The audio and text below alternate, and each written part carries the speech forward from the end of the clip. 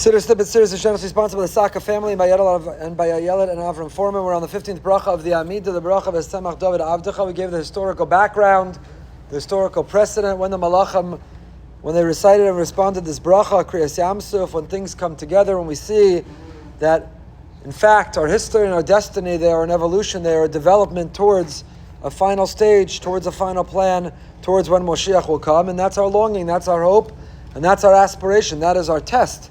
But HaKadosh Baruch Hu, ultimately, after 120 years, we come upstairs and see peacefully Yeshua. One of the questions we will be asked, were you satisfied?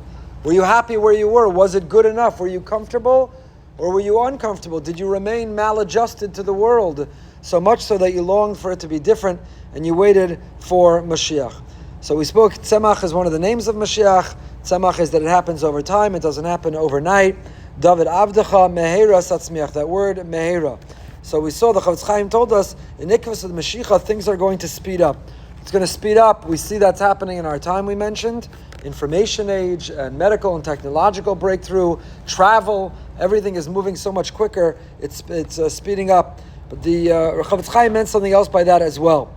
In the Rinas Chaim Friedlander Zatzal, he says the Nisan Ikvus of the Mashiach, the test of the period preceding the arrival of Mashiach, will be a test of Emunah. And that's in fact what you see in the world today. With all that advancement is this feeling that we have access to information. We've conquered the world. AI, chas v'sholem, could be an alternative. There's all kinds of movements and fears that have become a religion into its own right. We'll feel by controlling robots and AI, we in fact are competing with, God forbid, with God.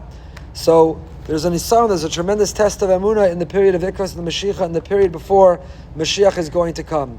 Why? Because Hashem, Mashiach, the arrival of Mashiach, will be a time in which Hashem is sometimes revealed and sometimes hidden. We see His guiding hand, and then there is a hiddenness to God, and then it seems that we can't find Him. The Medrash in Shir Shirim Rabbah, the Rinas Chaim brings, says Shir Shirim Rabbah says Domed Dodi L'Tzvi Matzvi Nira V'Chozav V'Nischasa Nira V'Chozav V'Nischasa Kach Go Al Achro Nigel Lehem V'Chozav V'Nichsa Behem. Redemption is going to happen in waves. It'll feel like it's revealed. We're making progress, we're advancing, it's the beginning of redemption. And then you have October 7th, and then it feels like we're conquering, we're succeeding, we're united. And then you have a discovery of 6 hostages executed. And then it feels that it's forward and it's backward, we take steps forward, we take steps backwards, it's covered and it's revealed. Doma L'Tzvi, similar to the Tzvi, who in the forest, who that's the way it operates, is revealed, is accessible, and then is hidden. And that's the way we experience as well. Chazal tell us, Rashi in Shabbos Kuf Yud Ches, that Ikvus of the Mashiach is similar to Chevle Leida. In the time before Mashiach comes, it's similar to a woman who is in labor, where she gets contractions. So it's very interesting. Contractions don't come, I've never experienced them, but I'm told contractions don't come in a uniform way, they don't come in a linear way, an increasing way. Contractions come in cycles. And in fact, when a woman wants to know, at what point does she call the doctor? When do you go to the hospital? When do you head in? So when your contractions are certain closeness together, when they're not so far apart.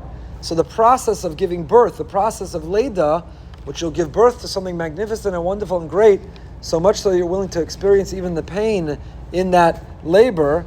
But labor isn't ongoing. The labor happens in waves. The contractions, they come and they go. And Rosh Schwab brings down from the Chofetz Chaim that just like in labor, the closer the woman is to childbirth, the less time, the less space there is between the contractions. They're coming rapidly. They're coming a lot faster. So in Ikvus of the Mashiach, when Mashiach is going to come, similarly, the contractions, the nisyonos, the tests, the challenges, the suffering, the struggle, those contractions of this world, they're going to increase in frequency. They're going to come more often with less space in between.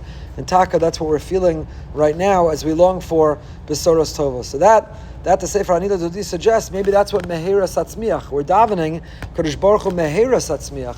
We want the contractions to come quickly because we want this labor to be over. We want to give birth. We want to celebrate the birth of Mashiach, the birth of a new world order, the birth of a new time, and we want it to be not spaced out, not dragging on, and not ongoing pain. Mehera Satzmiach. We want it to be something which is going to go and something which is going to move quickly. We identify Dovid here as Dovid Avdecha. Why Dovid Avdecha? Might you be confused which Dovid we're talking about? The Dovid you went to yeshiva with? The Dovid you went to camp with? Dovid HaMelech? You're not sure which Dovid? So much so, Anshe Knesset Agadola, to author this bracha. Thank you to those who are smiling and showing some signs of life. Dovid Avdecha, it's greatly appreciated, your chesed. Dovid Avdecha, why do we have to be identified as Avdecha? So there are many interpretations, but the most significant, or the most I find meaningful, comes from Rav Pinkus. Rav Pinkus in Shabbos Malkasa says that the uniqueness of David HaMelech's monarchy is that other kings are consolidating power. Other kings, it's about fame and fortune. Other kings, it's about their influence in the world. David HaMelech entirely surrendered and submitted to Hashem. It was all about Hashem. It wasn't about himself. That's why David Melech Yisrael Chai V'Kayim, we say in Kiddush Levana, the moon is like David HaMelech because the moon doesn't provide, is not the source of its own light. The moon reflects the light of the sun. David HaMelech reflected the greatness of Hashem. He wasn't competing with Hashem, and he wasn't trying to have his own source of light, of power, of influence. His whole mission, his whole role, the whole way he saw himself was like the moon, to be a reflection and to reflect Hashem, to illuminate the world as a reflection of Hashem. So the greatest appellation, the greatest title and description that we could give David is David Avdecha. He was an Eved Hashem. Yes, he was a Melech, and yes, it's that Malchus that we're longing for, but the reason David HaMelech is the progenitor of Mashiach is because he was an unusual, unique Melech. A Melech who was not about himself, a Melech who was about others. And this is a reminder to us of what is the necessary ingredient to be able to bring Mashiach. We daven as Tzemach David Avdecha. We want Tzemach, we want to see the blossoming and the sprouting. We want to see David HaMelech's great-grandchild Mashiach come. How will it happen? Just like David was Avdecha, we have to be Avdecha. We have to be servants. We said Hallel this morning, we'll close with this. We said Hallel this morning, everyone knows the famous story about the chassid who came to the Rebbe, who needed things in his life, and having all kinds of troubles. If we had time, I would make it dramatic and belabor. And the Rebbe said, have kavana when you say Ana Hashem. Tomorrow's Rosh Chodesh, you're going to say Hallel, have kavana when you say Ana Hashem. So the chassid goes, and the next day, davening is there early, he's all set. Hallel, he has tremendous kavana, tremendous concentration at the words Ana Hashem. And yet, time goes on, and his issues aren't resolved, they're not solved, he's still struggling. Parnasa, Shalom Bayis, and Nachas, and whatever the challenges were, he comes back to the Rebbe, and he says, Rebbe, what happened? I had kavana with Ana Hashem. So the Rebbe said, which Ana Hashem? He said, Ana Hashem Moshiana, Ana Hashem Atzlichana. Hashem save me, Hashem give me success. He said, that's the wrong Ana Hashem. It was meant Ana Hashem ki ani avdecha.